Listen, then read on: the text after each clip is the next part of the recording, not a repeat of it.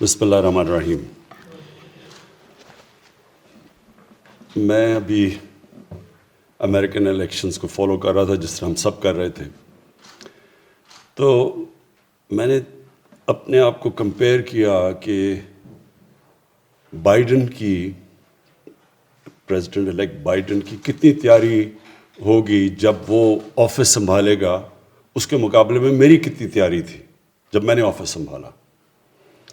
تو ہمارا الیکشن ختم ہوا 25 جولائی کو.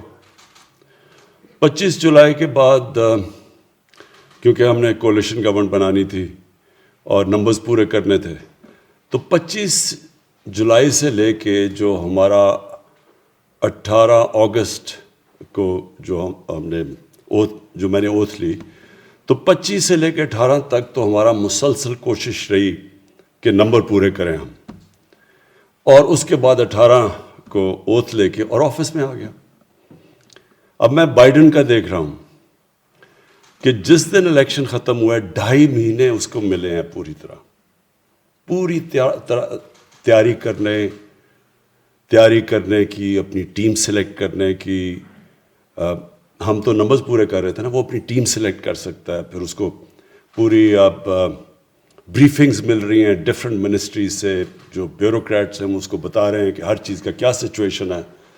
تو کہنے کا مقصد یہ ہے کہ پہلے تو یہ چیز پاکستان میں، اگر میں ہر چیز کو اپنی زندگی میں ریویو کرتا ہوں کہ کیا میں بہتر کیسے کر سکتا تھا، تو پہلی چیز تو یہ ہے کہ ہمیں اس کو، یہ جو سسٹم کو ریویو کرنا چاہیے کہ جب آپ کی ٹیم بن جائے اس کے بعد پھر آپ کو ایک پورا ٹائم ملنا چاہیے گورنمنٹ سنبھالنے سے پہلے کہ اسپیسیفکلی گورنمنٹ کی تیاری کریں کہ آپ نے گورننس کیسے دینی ہے آپ کی، اور آپ کی ٹیم کی پھر بریفنگز ہو ہر محکمے کی. مثلا ریلوے منسٹر ہے تو اس کو پوری بریفنگ ہو کہ ریلوے کے اندر ایکچولی کیا سچویشن ہے.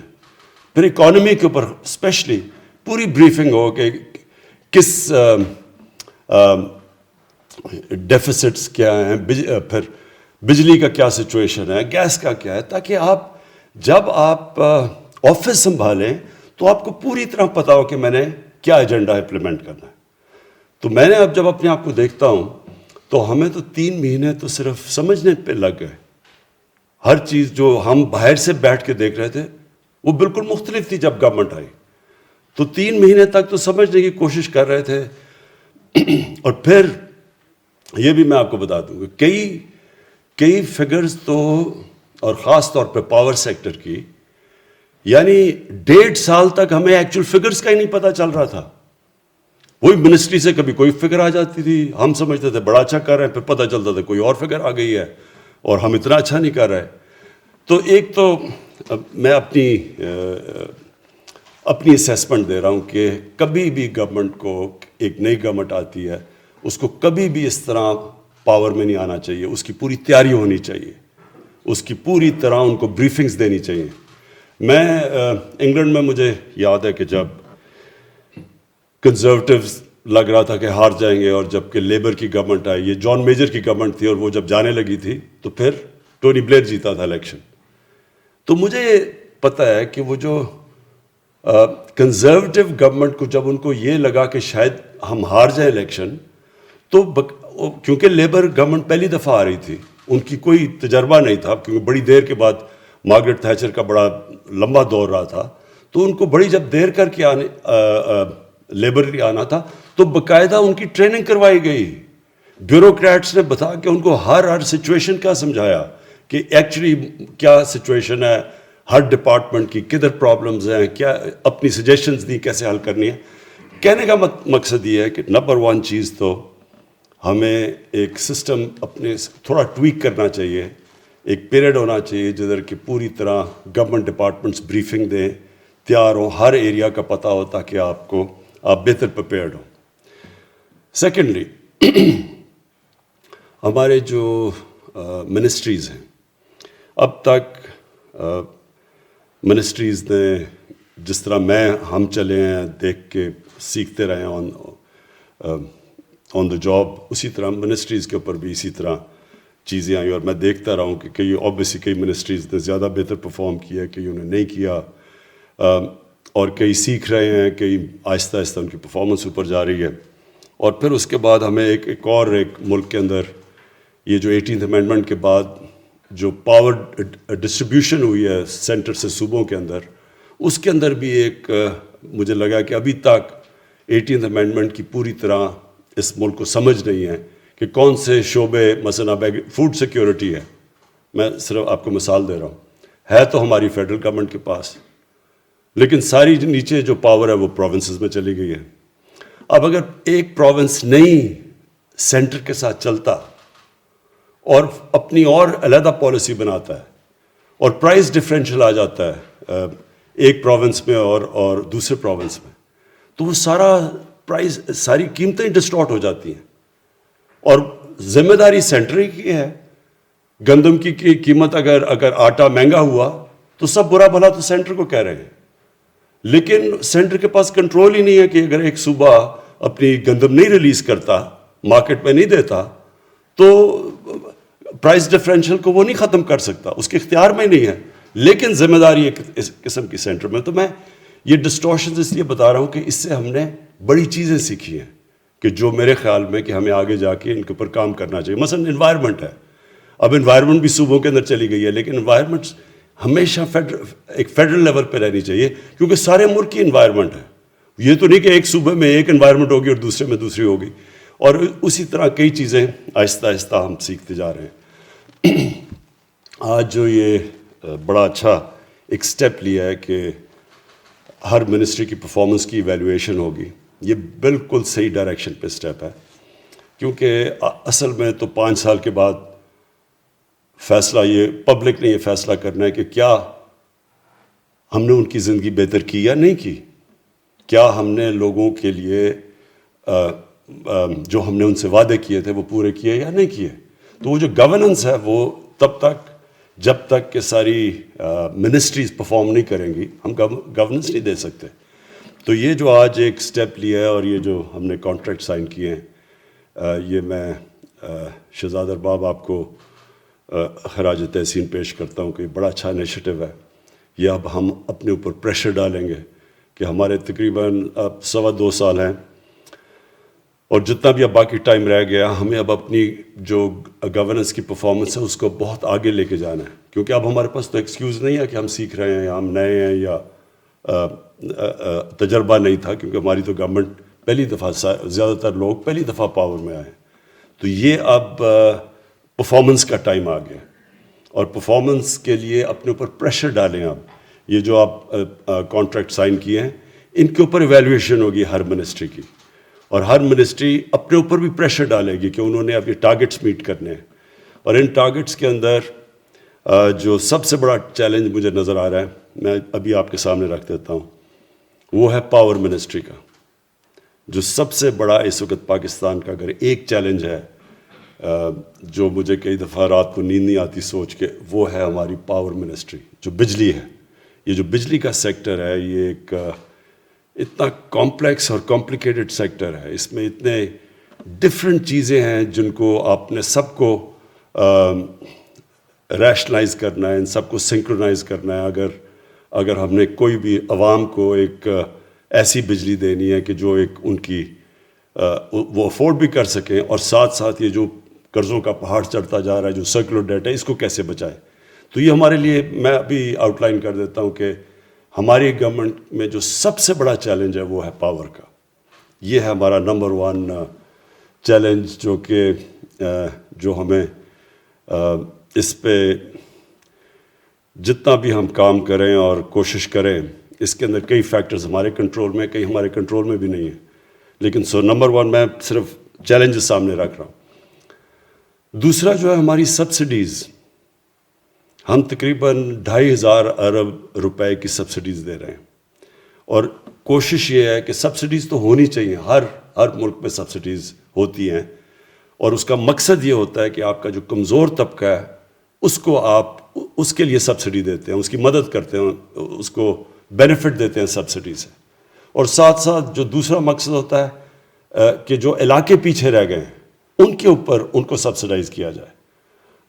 اور جو تیسری چیز ہے وہ یہ ہے کہ ویلتھ کریشن کے لیے مثلا ہمیں ایکسپورٹس، اگر ہم ایکسپورٹس نہیں بڑھاتے تو ہمارا یہ جو سب سے بڑا مسئلہ کرنٹ اکاؤنٹ ڈیفیسٹ کا ہے، اور جو اللہ کا شکر ہے آج جو ہم نے اب یہ چوتھے مہینے 5ویں مہینے فگر دیکھی ہے کہ ہمارا جو کرنٹ اکاؤنٹ ہے وہ سرپلس میں چلا گیا 5 مہینے رننگ. یہ بھی ایک بہت بڑی، میرے خیال میں ہماری کئی پرفارمنسز سے مجھے بڑا فخر ہے، یہ ایک بہت بڑا فخر ہے، کیونکہ یہ اگر ہمارا کرنٹ اکاؤنٹ ڈیفیسٹ میں رہتا ہے تو روپے پہ پریشر پڑتا ہے، روپے پہ پریشر پڑتا ہے، اور روپیہ اگر گرتا ہے تو اس کا سب سے بڑا مسئلہ ہے مہنگائی. اور مہنگائی جو ہے وہ ہمیں، وہ بھی ایک چیلنج ہے کہ ہم نے لوگوں کے اوپر بوجھ نہیں ڈالنا. تو ایک تو یہ بہت بڑی ہماری اچیومنٹ ہے. لیکن جو سبسڈیز ہیں، سبسڈیز کو ویلتھ کریشن کے لیے استعمال کریں ہم، جو ایکسپورٹس بڑھانے میں، کوئی انڈسٹریز کو تاکہ لوگوں کو روزگار ملے اور اکانومی چلنی شروع، وہاں تک ٹھیک ہے. لیکن کئی سبسڈیز ہیں کہ غریب آدمی کو بھی وہ سبسڈی مل رہی ہے اور عمران خان کو بھی اس کو بھی وہ مل رہی ہے اور پیسے والے لوگوں کو بھی. تو وہ جو ہے سیکنڈ چیز جو ہماری ہے کہ ہم نے ان سبسڈیز کو ٹارگٹ کرنا ہے، فوکس کرنا ہے صرف ان 3 طبقوں کے اوپر. اور پھر جو ہمارا تیسرا بڑا چیلنج وہ میں کہہ چکا ہوں، ایکسپورٹس. جب تک ہم اپنی ملک کو ایکسپورٹس کی طرف نہیں لگاتے تو ہم کبھی بھی اس سے نہیں نکلیں گے، یہ وشس سائیکل سے، کہ ہم جیسی ہماری اکانومی اوپر جانے لگتی ہے ہمارا کرنٹ اکاؤنٹ ڈیفیسٹ اس لیے ہونا شروع ہو جاتا ہے کہ ہم امپورٹ زیادہ کرنا شروع ہو جاتے ہیں، وہ روپے پہ پریشر پڑتا ہے، پھر ہمارے فارن ایکسچینج ریزروز پہ پریشر پڑتا ہے، اور پھر ہمیں IMF کے پاس جانا پڑتا ہے. 20 دفعہ پاکستان IMF کے پاس جا چکا ہے. تو ایکسپورٹس کے اوپر ایک اسپیسیفکلی اب ہم نے پورا زور لگانا ہے. اور اس کے لیے میری اینڈ میں سم اپ کروں گا کہ میرا کیا پلان ہے اس پہ. اور پھر جو ایک اور بہت بڑا ہمارے اوپر پہاڑ چڑھتا رہا ہے وہ پینشنز کا ہے. ہماری جو پینشنز ہیں وہ اتنی ہر جگہ پروونشل گورنمنٹس کی اداروں کے اندر پینشنز اتنی بڑھتی جا رہی ہیں، اور کبھی کسی نے صحیح معنی میں پینشنز کا پلان نہیں کیا. تو وہ ڈاکٹر عشرت ہم انتظار کر رہے ہیں کہ آپ کی جو ایک اسکیم پینشن کی ہے، جو کہ ملیشیا میں ڈاکٹر مہاتر نے تو کہا تھا کہ وہ پینشنز کو سیونگز میں کنورٹ کر دیا، وہ تو ان کا ایسٹ بن گیا. تو ہمارے لیے تو اس وقت پوری لائبلٹی بنی ہوئی ہے. ایک تو وہ بہت بڑا ہمارے لیے چیلنج ہے. اور جو ہم نے سیکٹرز کے اوپر خاص کانسنٹریٹ کرنا ہے وہ ہمارا ایگریکلچر ہے، اس کے اوپر ہم نے کانسنٹریٹ نہیں کیا. ایگریکلچر ایک ہے کہ اگر ہم اپنی پروڈکٹیوٹی کے اوپر زور ڈالتے رہیں تو وہ ایک ایسی چیز ہے کہ وہ ملک کو، ہمارا ایگریکلچر ایک امپلائمنٹ بھی دیتا ہے، اور پھر صرف پروڈکٹیوٹی بڑھانے سے ہماری فوڈ سیکیورٹی بھی ہو جاتی ہے، اور ملک کو بھی ہم اٹھا دیتے ہیں. اور ادھر چائنا کا ہمیں بہت فائدہ ہے، بیکاز چائنا کے ساتھ جو سی پیک کے اندر اب ہم ایگریکلچر کے اوپر بھی کانسنٹریٹ کر رہے ہیں، اس کی ٹیکنالوجی ٹرانسفر اور پروڈکٹیوٹی میں، تو انشاءاللہ وہ بھی ہمارے لیے بہت بڑا فائدہ ہوگا. تو میں آخر میں جو میں نے 2.25 سال کے بعد ایک نتیجے پہ آیا ہوں کہ ہمارا جو گورننس ہے، ہمارے گورننس سسٹم کو ڈاکٹر عشرت پوری کوشش کر رہے ہیں کہ سول سروس ریفارمز ہوں تاکہ تیزی سے چیزیں ہوں ہماری گورننس سسٹم کے اندر. لیکن جو میں نے ایک چیز ریئلائز کی ہے کہ ہمیں اب پرائرٹائز جب تک ہمارا سسٹم، ہمارا بیوروکریسی کا سسٹم اور تیز چلنا نہیں شروع ہوتا، اس تک ہمیں یہ کرنا پڑے گا، اس ٹائم تک کہ ہمیں چینلز بنانی پڑیں گی کہ جو ہماری ٹاپ پرائرٹی کی چیزیں ہوں گی ان کو اے گریڈ میں ڈال دیں گے، اور پھر جو سیکنڈ بی گریڈ اور سی گریڈ اس طرح کر دیں گے. ان چینلز کو جو آن لائن رکھیں گے، جو بھی ہمارے اے گریڈ کے پروجیکٹس ہوں گے ان کو ہم آن لائن فالو کریں گے، اور کسی قسم کی ان کے اوپر رکاوٹ نہیں ہونی چاہیے. کیونکہ میں نے ریئلائز کیا کہ اتنے امپورٹنٹ سبجیکٹس ہوتے ہیں، اربوں روپے کا ملک کو نقصان ہوتا ہے، فائدہ یا نقصان ہونا ہوتا ہے، اور وہ جا کے پھنس جاتے ہیں کسی منسٹری میں، اور پھر وہیں پھنس جاتے ہیں. کوئی پتہ ہی نہیں چلتا کہ مہینہ 2 مہینے، یعنی کوئی ایجنسی نہیں ہوتی کہ ملک کو فائدہ یا نقصان ہے، لیکن وہ چیزیں پھنس جاتی ہیں. تو ہم نے یہ جو ایک چینل اب بنانی ہے کہ پہلے تو ادھر سے شروع کریں گے کہ جو ٹاپ پرائرٹی ملک کے جو ایشوز ہیں، جو ہمارے جو سبجیکٹس ہیں، ان کو ہم نے فاسٹ ٹریک کرنا اور فالو کریں گے کہ کہیں بھی رکتے ہیں تو پینلائز کیا جائے گا ان منسٹریز کو جدھر بھی کہ وہ کسی وجہ سے بھی ایک ملک کے لیے جو پرائرٹی والے پروجیکٹس ہیں وہ سلو ڈاؤن نہ ہوں. اور میں خاص طور پہ ایکسپورٹ سیکٹر کے اوپر میں یہ کہتا ہوں, اور ہماری جو انڈسٹریز ہیں جو اس وقت انڈسٹریلائز کر رہا ہے ملک, اور اس کے اندر جو بھی چیزیں ملک میں ڈالرز لے کے آتی ہیں, جس سے ہمارے یہاں ڈالرز بچتے ہیں یا ملک میں ڈالر آتے ہیں, اس کو ہم نے پرائرٹائز کر دینا ہے, کیونکہ یہ ایک ہمارا ونریبل ایریا ہے کہ ہمیں ڈر یہ ہے کہ جیسے جیسے ماشاء اللہ ہماری اکانومی گرو کرنی شروع کی ہے اور ہمارا کنسٹرکشن سیکٹر اٹھ رہا ہے, انڈسٹری چل رہی ہے, تو اب خوف یہ ہے کہ پریشر پڑنا شروع کر دے گا ہمارے کرنٹ اکاؤنٹ کے اوپر. اور پھر کیونکہ جیسے جیسے اکانومی گرو کرے گی, امپورٹس بڑھیں گی, اور وہ جو ہمارا پریشر ہے کسی طرح اس کو ہم اوائڈ کر لیں, یعنی ہم اپنی کرنٹ اکاؤنٹ کو ڈیفیسٹ میں نہ جانے دیں تاکہ روپے پہ نہ پریشر پڑے. وہ سب سے کرٹیکل چیز ہے اس وقت کہ اللہ کا شکر ہے جیسے بھی یہ 2 سالوں کی بڑی مشکلوں کے بعد ہماری جب اکانومی اب چلنی شروع ہوئی ہے اور ہمارے پازیٹیو سائنز نظر آ رہے ہیں, تو یہ امپورٹنٹ یہ ہے کہ آگے جو پٹ فالز ہیں ہم ابھی سے پری ایمپٹ کریں ان کو. تو میں انشاءاللہ شہزاد ہم اس کی ایویلیویشن رکھیں گے اپنی منسٹریز کی, اور یہ بڑا اچھا انیشیٹو ہے کہ ساری منسٹریز کو ہمیں پتہ ہوگا کہ جو انہوں نے ٹارگٹ سیٹ کیے کیا وہ اس کے اوپر میٹ کر رہے ہیں یا نہیں, اور پھر اسی کے اوپر ان کی ایویلیویشن ہوگی. Thank you.